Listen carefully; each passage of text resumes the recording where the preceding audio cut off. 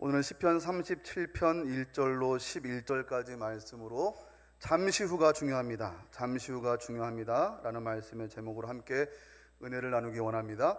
통계청의 발표에 2014년 기준에 의하면 한국인의 평균 수명이 남성이 78.5세, 여성이 85.1세라고 합니다. 물론 이것은 평균 수명이기 때문에 사람마다 그 수명은 다 다를 수밖에 없겠죠. 어떤 이들은 젊은 나이에 유명을 달리하는 분들도 있고, 또 어떤 이들은 건강하게 장수하는 분들도 있습니다. 여러분이 기대하시는 여러분의 수명은 어느 정도 되십니까? 자료를 찾아보니까요, 현대 대한민국에서 가장 오래 사신 분이 누구인가 하고 찾아보니까 경남 거창에 거주하고 계시는 백경순 할머니라는 분인데요, 이분이 연세가 올해 113세라고 합니다. 그러니까 이분이 지금 우리나라 최장수 노인이신 거예요. 근데 최장수 노인이라는 것은 이분이 또 돌아가시고 나면 그 다음 차장수하신 분이 또 최장수가 되겠죠. 그러니까 자꾸 이게 바뀌는 거죠.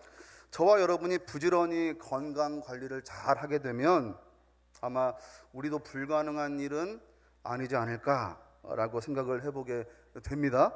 축복하기는 아주 건강하게 여러분들도 장수하기를 바라는데, 막 113세 이렇게 사시면 또 매스컴도 나오고 막 복잡하거든요. 그러니까 110세까지만, 딱 110세까지만 장수하기를 축복합니다. 그런데 여러분, 분명한 것은 뭐냐면요, 우리가 113세가 아니라 그 이상을 살 수 있다고 해도 우리의 연수는 분명히 한계가 있단 말이죠. 그 끝이 있습니다. 어느 누구도 그 끝을 피해갈 수는 없죠. 중국 역사상 최초의 대제국을 이뤘던 여러분이 잘 알고 계시는 진시 황제는요, 어떻게든 이 불로장수의 꿈을 이루고 싶은 소망이 있었고, 자신의 힘이라면, 자신의 권력이라면 그것도 가능하지 않을까라고 생각했었죠. 그래서 진시황은요, 이 불사약, 불로초를 얻기 위해서 사람들을 동원하였고, 심지어는 군대까지 동원하였지만 결국 그는요 50세에 죽음을 맞이할 수밖에 없었습니다. 혹시 현대에 발전된 의학 기술이나 약 처방이 있으면 진시황이 불로 장수할 수 있었을까? 여러분, 아니죠. 불가능한 일입니다. 또 한편 세계적인 기업, 우리나라의 삼성그룹의 이건희 회장님이 이 오랜 병환으로 침상에 누워있는 모습을 찍은 사진이 잠시 매스컴에 소개된 적이 있습니다. 사실 이 세간에서는요, 이분이 지금 생존에 계신지 돌아가셨는지 잘 몰라요. 다 베일에 가려져 있으니까요. 그런데 여러분, 여하튼 간에 이건희 회장이 지금 뭔가 몸이 불편하시고 편찮으신 것만은 분명하단 말이죠. 여러분 생각해 보십시오. 이건희 회장 정도라면 아마 세계 최고 수준의 의료 서비스와 처방을 받지 않았겠습니까? 그럼에도 사람의 능력으로는 도무지 어찌할 수 없는 그 한계점에서는 최고의 권력을 가졌던 진시 황제나 최고의 부를 누리고 있는 이건희 회장이나 모두 연약한 인간일 수밖에 없다라는 점, 이 점은 저와 여러분 모두에게 시사하는 바가 매우 큽니다. 시편 90편 10절 말씀을 보면 모세는 이렇게 말해요. 우리의 연수가 70이요 강건하면 80이라도 그 연수의 자랑은 수고와 슬픔뿐이요 신속히 가니 우리가 날아가나이다 라고 고백합니다. 혹시 우리가 강건하여서 그 인생의 연수가 길어진다고 해도요, 우리 인생은 결국 수고와 슬픔으로 그 연수를 채워나갈 뿐이다 라는 그러한 말씀이죠. 오래 살면 좋을 줄 알았는데 살아보니까 수고와 슬픔만 더할 뿐이다 라는 그러한 의미죠. 실제로 모세는 120세를 살았으니까 이 120세를 살았던 모세의 실제적인 고백일 것입니다. 또한 이 세월이 얼마나 빠르게 가는지 모세는 신속하게 날아간다 라고 고백하고 있죠. 사랑하는 여러분, 이것이 우리의 인생입니다. 잠시란 말이죠. 반드시 그 끝은 올 수밖에 없습니다. 그래서 이어지는 90편 12절 말씀에서 모세는 다시 한번 이렇게 우리에게 말하고 있죠. 우리에게 우리날 계수함을 가르치사 지혜로운 마음을 얻게 하소서. 무슨 말입니까? 우리 인생의 짧음을, 그리고 신속하게 날아감을 내 인생이 깨달을 수 있도록 인도하시고, 내 인생이 하나님 앞에 지혜로운 모습으로 연수를 채워나갈 수 있기를 소원합니다. 이것이 지금 모세의 간구란 말이죠. 오늘 본문 말씀은요, 이처럼 잠시 지나는 우리 인생에 우리 성도들이 과연 어떠한 지혜로운 모습을 가지고 인생을 살아갈 것인가, 거기에 대한 귀한 도전을 우리에게 주고 있는 말씀이죠. 시편 37편의 기자인 다윗은 오늘 본문 10절에서 이렇게 말씀합니다. 잠시 후에는 악인이 없어지리니 내가 그곳을 자세히 살필지라도 없으리다. 여러분이 잠시 후라는 말에 주목하시기를 바랍니다. 우리 인생의 잠시 후에 대해서 궁극적으로는 종말론적인 의미로 우리가 이 땅에서 누릴 인생의 그 끝에 대해서 다윗은요, 잠시 후에 어떤 일이 벌어질지에 대해서 성경의 독자인 우리들에게 언급하고 있단 말이죠. 이 잠시 후에 어떤 일이 일어날지 우리 성도들을 격려하고 독려하는 말씀이 오늘 본문의 말씀입니다. 자, 그렇다면 신속하게 날아가는 것 같은 우리 인생에 잠시 후에 어떤 일이 일어날 것인가, 성경을 통해 성도들의 믿음의 여정, 그 잠시 후에 어떤 일이 벌어질지 본문을 통해 함께 살펴보도록 하겠습니다. 첫 번째로, 잠시 후에는요, 악인이 없어질 것입니다. 잠시 후에는 악인이 없어집니다. 우리 10절 말씀 다시 한번 함께 읽겠습니다. 시작. 잠시 후에는 악인이 없어지리니 내가 그곳을 자세히 살필지라도 없으리로다. 여러분, 우리가 이 땅을 살아갈 때에 수많은 악인들을 대할 수밖에 없잖아요. 근데 주위에서 볼 것은 성경에서 말하고 있는 악인은 이 도덕적 불의함의 기준만을 가지고 말하지 않는단 말이죠. 전도서 8장 13절 말씀에 보면 악인은 하나님을 경외하지 않는다라고 말씀합니다. 하나님을 공경하지도 않고 하나님을 두려워하지도 않는 인생들이 곧 성경이 말씀하고 있는 악인이라는 말씀이에요.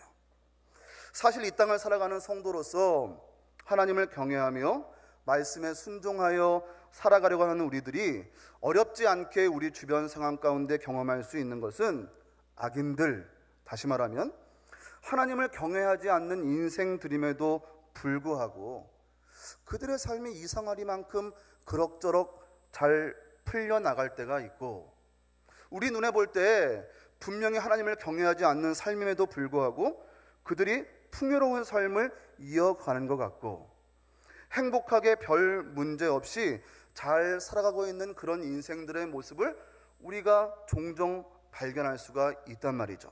아니, 조금 더 정확히 말하면 종종이 아니라 아주 많이 우리 주변 가운데 발견해 볼 수 있습니다. 조금 더 쉽게 표현해 볼까요?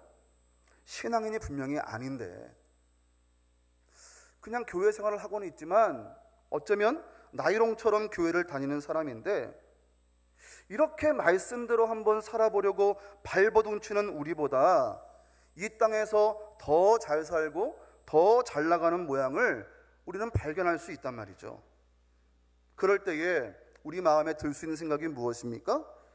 하나님은 왜 하나님을 경외하는 우리보다 저 사람들을 더 잘 살게 하실까 하는 허탈한 마음이 들 수도 있고요. 더 나아가서는 우리가 굳이 이렇게 애쓰고 힘쓰며 말씀대로 살아보려고 이렇게 발버둥치며 하나님을 온전히 경외하는 인생을 살려고 과연 노력해야 할 필요가 있을까라는 그런 신앙적 갈등까지 우리 마음 가운데 생겨날 수 있다는 거예요.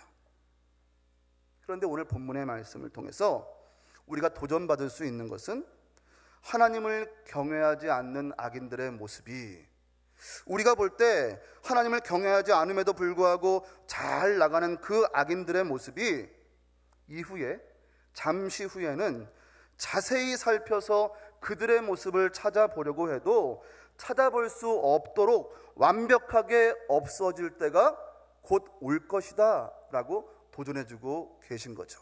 그것이 언제입니까? 잠시 후라고 말씀하는 거예요.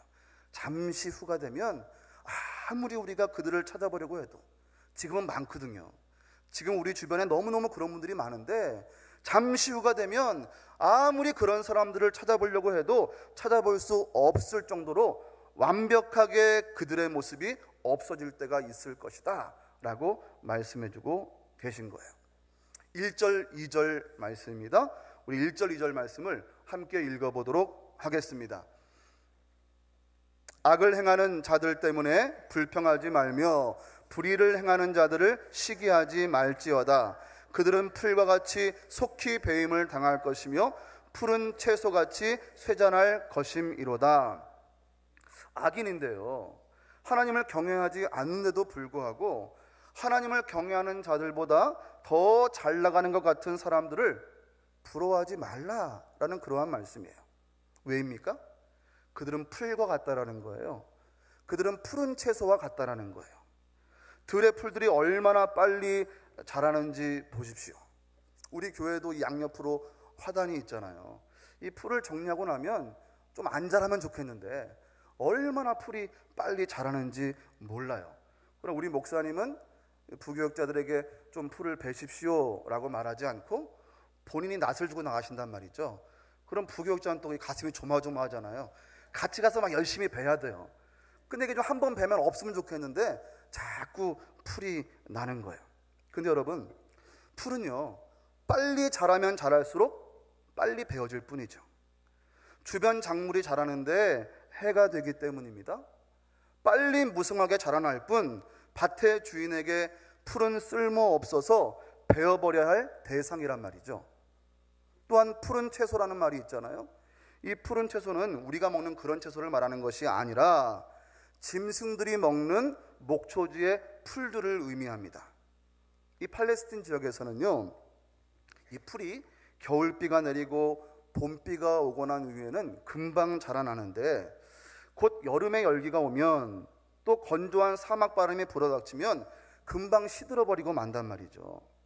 여러분, 하나님을 경외하지 않음에도 소위 우리가 보기에는 잘 나가는 것 같은 악인들을 우리 성도들이 부러워하지 말아야 할 이유는 그들의 인생이 잠시 후에는 마치 속히 베이는 풀처럼 금방 시들어버리는 목초처럼 무상한 인생의 모양이기 때문이라는 사실입니다. 때문에 풀처럼 잠시 무성하고 채소처럼 잠시 푸른 악인들의 인생을 보고 성도된 우리들이 불평하거나 시기하거나 허탈해하는 모습이 되지 말아야 한다라고 오늘 본문의 말씀은 우리 가운데 도전하고 있는 거죠. 이어지는 7절, 8절 말씀입니다. 우리 7절, 8절 말씀 함께 읽어보도록 하죠. 여호와 앞에 잠잠하고 참고 기다리라. 자기 길이 형통하며 악한 꾀를 이루는 자 때문에 불평하지 말지어다.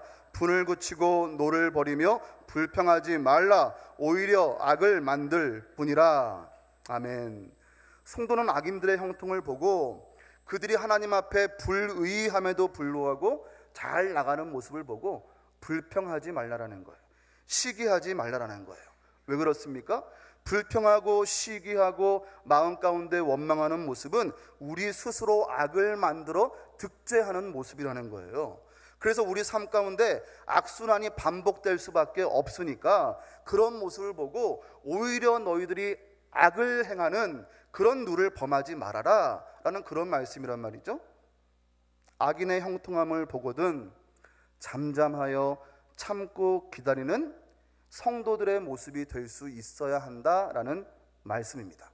이를 악물고 하나님을 경외하는 그 자리를 떠나지 않기 위하여 악인을 부러워하기보다 그런 마음을 품기보다 내가 어떻게 하면 이 어려운 가운데 하나님을 더 온전히 경외할 수 있을까라는 그러한 마음을 품고 신앙의 경주에서 끝까지 승리할 수 있어야 한다는 말씀이죠. 여러분, 왜 그렇습니까?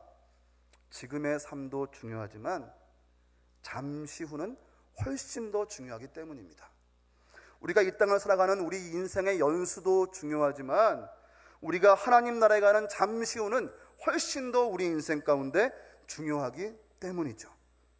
이 시간 잠잠하고 참고 기다린 성도들에게 잠시 후에 더하실 풍성한 화평을 기대함으로 악인들의 형통한 모습에 불평하거나 시기함으로 득죄하지 않는 저와 여러분의 모습이 될 수 있기를 주님의 이름으로 축복합니다. 두 번째로 잠시 후에는 어떤 일이 일어날 것인가? 잠시 후에는요, 우리 마음의 소원을 이루어 주신답니다. 3절 4절 말씀 함께 있습니다. 여호와를 의뢰하고 선을 행하라. 땅에 머무는 동안 그의 성실을 먹을거리로 삼을지어다. 또 여호와를 기뻐하라. 그가 내 마음의 소원을 내게 이루어 주시리로다. 아멘. 성도들은 악인들이 행하고 있는 그 악에 마음을 두고 부러워할 것이 아니라 이 땅에 머무는 동안 더욱 선을 행하기 위해서 힘써야 한다라고 말씀하죠. 아까 서두에 말씀드린 것처럼 악은 무엇입니까? 하나님을 경외하지 않는 것이 성경이 말하고 있는 악이에요. 그렇다면 반대로 선은 무엇입니까? 하나님을 온전히 경외하는 것이 성경이 말씀하고 있는 선의 모습입니다.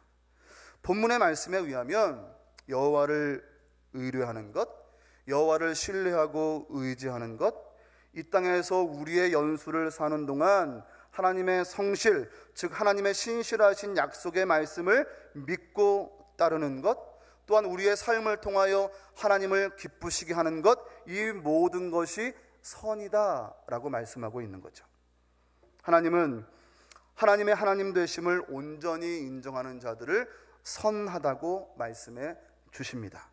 신실하신 하나님께서 우리 인생의 주인 되심을 온전히 인정하여 순종하고 따르는 인생으로 하나님을 기쁘시게 하는 인생을 살 수 있다면 바로 그 자가 하나님이 인정하시는 선한 자일 수 있다라는 말씀입니다. 악인의 형통함을 부러워하거나 성도들의 삶의 허탈함을 느끼거나 악인들이 사는 방식과 방법대로 인생을 살아감으로 누릴 수 있게 되는 이 땅에서 인간적인 만족에 마음을 두고 악인들처럼 살아가는 일은 하나님을 기쁘시게 하는 일이 아니다라는 말씀이에요. 간혹 이 악인들을 대할 때에 같은 악인의 모습으로 대하시려는 분들이 계세요. 악을 악으로 갚지 말고 모든 사람 앞에서 선한 일을 도모하라. 로마서 12장 17절의 말씀입니다. 다시 한번요. 악한 자에게 악으로 갚지 말고 모든 사람 앞에, 그 사람이 악인이든 그 사람이 선한이든 믿음의 사람들은 선한 일을 도모하기 위하여, 선한 행함을 나타내기 위하여 힘써야 한다라는 말씀이죠. 악을 선으로 갚는 성도의 모습은 참으로 중요합니다. 그렇다면 성도가 악인들의 형통함을 보고도 끝까지 인내하고 잠잠하여 참고 기다릴 수 있어야 하는 그 동기는 무엇일까요? 그것은 우리 성도들이 끝까지 참고 인내할 수 있는 이유가 하나님의 성실하심을 신뢰하고 믿기 때문이죠. 늘 선하신 하나님께서 우리 가운데 가장 좋은 것으로 성실하게 인도하실 것이라는 것을 마음 가운데 믿고 있기에 악인들의 형통함이 우리 눈에 보인다 할지라도 우리는 하나님을 더 신뢰하고 잠잠하여 참고 기다릴 수 있어야 한다는 말씀입니다. 힘들고 어려워도 참고 기다리면 악을 악으로 갚는 것이 아니라 선을 행하기 위해 힘쓰려는 신앙의 마음이 확고히 자리 잡고 있는 그런 성도들의 인생을 우리 하나님이 기뻐하시기 때문입니다. 그리고 그런 신앙의 사람들에게 하나님은 네 마음의 소원을 이루어 주시리로다 라고 약속하고 계시는 거죠. 여러분들의 마음의 소원은 무엇입니까? 이스라엘 백성들의 소원은 이거였어요. 이스라엘 백성들의 소원은 땅에 대한 소원함이었습니다. 늘 땅에 대한 사모함이 있었어요. 왜 그렇습니까?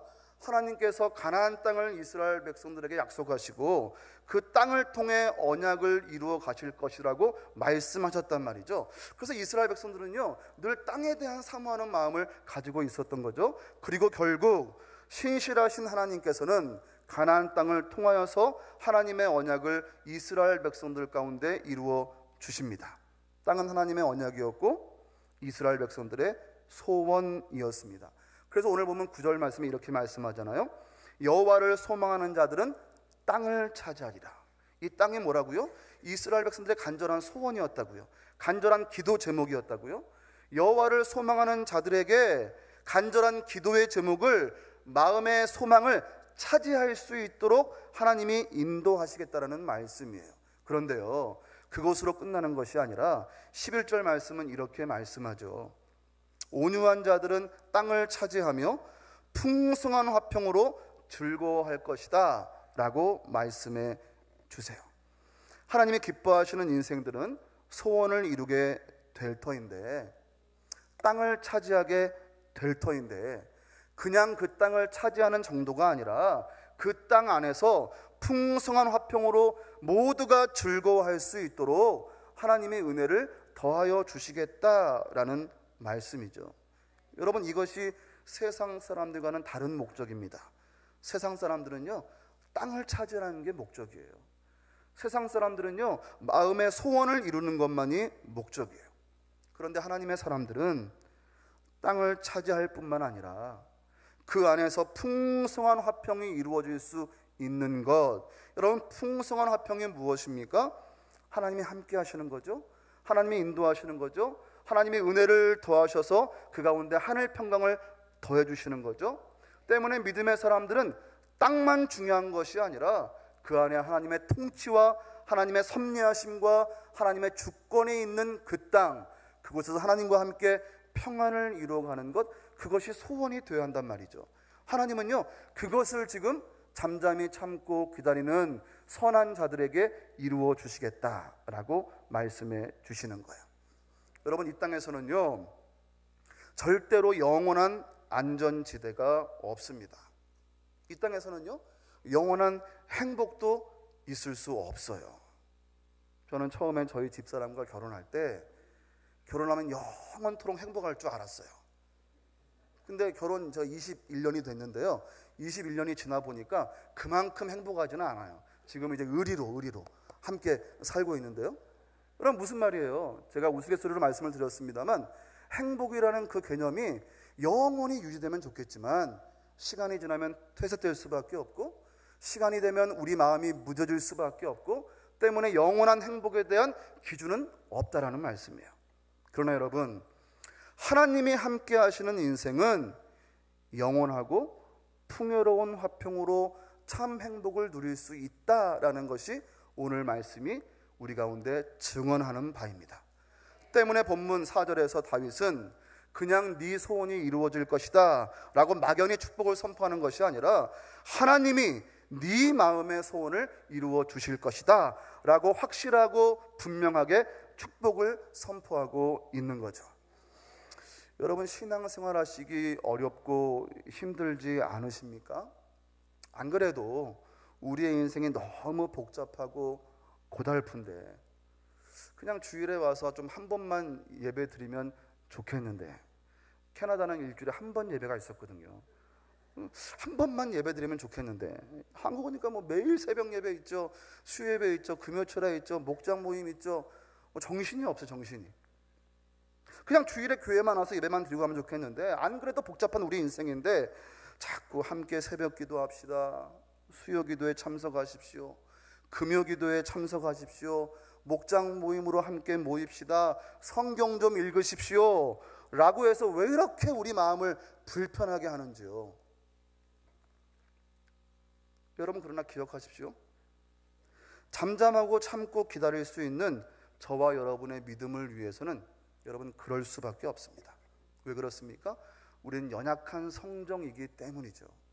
주일에 잠시 와서 말씀의 은혜를 누리고 마음에 결단하여 확실하게 세상 가운데 나가 내가 말씀으로 승리하리라 라고 결단하는 것은요, 이 자리에 있는 우리 모두가 동일하게 할 수 있는 결단들입니다. 그러나 세상 가운데 나가 하나님의 사람으로 악인을 보고도 늘 선을 행하며 살 수 있는 그 믿음의 저력과 위력이 나타나기 위해서는요, 여러분, 우리의 연약한 성정으로는 불가능하다라는 말씀이에요. 때문에 눈앞의 것에 매인받은 우리의 모습이 아니라 잠시 후를 깨어 준비하고 예비하기 위해서는 이 계속되는 신앙의 도전이 저와 여러분에게 반드시 필요할 수밖에 없는 것입니다. 우리의 마음이 불편할 수도 있어요. 때로는 부담스러울 수도 있습니다. 그럼에도 불구하고 잠시 후를 생각하니, 그럼에도 불구하고 이 잠시 후를 여러분 함께 준비합시다 라는 마음의 그런 열정이 있으니 주변에 사랑하는 성도들이 또 목사님이 계속해서 신앙의 도전을 여러분 가운데 할 수밖에 없단 말이죠. 잠시 후를 생각하니 그럴 수밖에 없다라는 말씀입니다. 그래서 바른 신앙에 대한 도전은 강요가 아니에요. 강조입니다. 왜 하나님께서 이런 강조를 지금 나에게 하고 계실까? 그것을 빨리 깨닫고 하나님 말씀에 순종할 수 있는 것, 그것이 성도의 지혜일 줄 믿습니다. 사랑하는 여러분, 하나님 앞에 선을 행하심으로 하나님이 소원을 이루어 주시는 인생이 되어서 잠시 후에 땅을 차지하여서 풍성한 화평으로 즐거워할 수 있는 우리 모두의 모습이 될 수 있기를 주님의 이름으로 간절히 축복합니다. 세 번째로, 잠시 후에는 어떤 일이 벌어질 것인가? 잠시 후에는요, 이 성도의 공의를 정오의 빛같이 만들어 주실 것입니다. 5절 6절 말씀 우리 함께 읽어보겠습니다. 내 길을 여호와께 맡기라. 그를 의지하면 그가 이루시고 내 의를 빛같이 나타내시며 내 공의를 정오의 빛같이 하시리로다. 우리가 이미 3절 4절 말씀에 보았던 여호와를 의뢰하고 선을 행하고 하나님을 신뢰하고 여호와를 기뻐하는 모습의 궁극점은 무엇이냐면 여호와께 우리 인생길을 맡기는 거예요. 여호와께 우리의 인생길을 맡겨 순종하는 겁니다. 내가 주인이고 내가 주도했던 나의 인생을 하나님이 주도하시는 인생으로 하나님 앞에 맡겨보라는 거예요. 이 말을 쉽게 풀어보면 하나님의 말씀에 순종하며 말씀에 순종하여 행하는 삶을 살 수 있어야 한다라는 그러한 말씀이죠. 그렇게 의지하는 인생을 하나님이 책임지시고 이루어 가시겠다라고 말씀해 주시는 거죠. 근데 여러분, 더 중요한 것은요, 그렇게 하나님의 말씀에 순종하여서 행하는 선하고 의로운 인생은 이제 하나님이 만져주시고 하나님이 이루어 가시는 인생이 되어서 하나님이 높이 들어 정오의 빛처럼 밝고 환하게 만들어 주시겠다라고 지금 약속해 주시는 거예요. 여러분, 이 말이 무슨 말씀인지 이해되십니까? 하나님을 온전히 경외하는 인생으로, 하나님을 온전히 경외하는 성도로 이 땅을 살아가는 일이 여러분 분명히 힘겨울 거예요. 어려울 겁니다. 때로는 악인들보다 더 못한 삶을 사는 것처럼 여겨지고 때로는 저들에게 우리의 모습이 우습게 보일 수도 있습니다. 기도하는 사람인데 왜 저렇게 살아? 교회 잘 다니고 있는데 왜 하나님이 안 도와줘? 이런 비아냥도 우리 귓가에 들려서 상처가 되어 들려질 수도 있을 것입니다. 그런데 여러분, 잠시 후에 세상의 저들로부터 우습게 보이고 더디 보이고 미련해 보였던 우리 모습을, 다시 말해서 하나님 앞에 선하고 의로운 성도로 살아가려고 애쓰고 힘썼던 우리의 모습을 하나님은 결코 잊지 않으시고 그 의로운 성도의 모습을 정오의 빛처럼 빛나게 하심으로 모든 것 위에 환하도록 드러나 보이시게 만들어 주시겠다라고 말씀해 주고 계시는 거예요. 사랑하는 여러분, 믿음의 여정을 걷는 동안 우리 성도들이 잠잠하여서 참고 기다렸던 모든 이를 악물고 이 믿음의 여정에서 벗어나지 않기를 위하여서 몸부림치던 이 모든 일들은 결코 헛된 일들이 아닙니다. 하나님은 하나님 앞에 선하고 의롭기를 위하여 성도가 끝까지 하나님을 의지하였던 그 모습을 분명히 기억해 주시고 그 모습을 손가락질하고 업신여겼던 모든 악인들이 부끄러울 수 있도록 성도를 가장 높이 가장 빛나게 만들어 주실 것입니다. 성도 여정은 복된 여정입니다. 잠시 후면 분명히 드러나게 될 축복입니다. 우리가 성도로서의 정체성을 지키기 위해 감수했던 모든 아픔들과 상처들, 그리고 그 인내와 수고가 결국 상상하지 못할 영광으로 우리 가운데 증거될 것입니다. 사랑하는 여러분, 잠시 후에 저와 여러분이 하나님을 온전히 경외하는 선함과 의가 정오의 빛처럼 밝고 환하게 빛날 것을 기대하면서 오늘도 우리 모두가 믿음의 자리에서 잠잠히 참아내며 기다릴 수 있는 우리 모두의 신앙이 될 수 있기를 주님의 이름으로 축복합니다. 말씀을 마칩니다. 퀴즈를 하나 내죠. 엄청 어려운 문제인데요. 세상에서 가장 빠른 새는 뭘까요? 조금 늦게 대답해 주셔야지 이게 좀 긴박감이 있을 텐데 바로 대답해 주시네요. 그죠?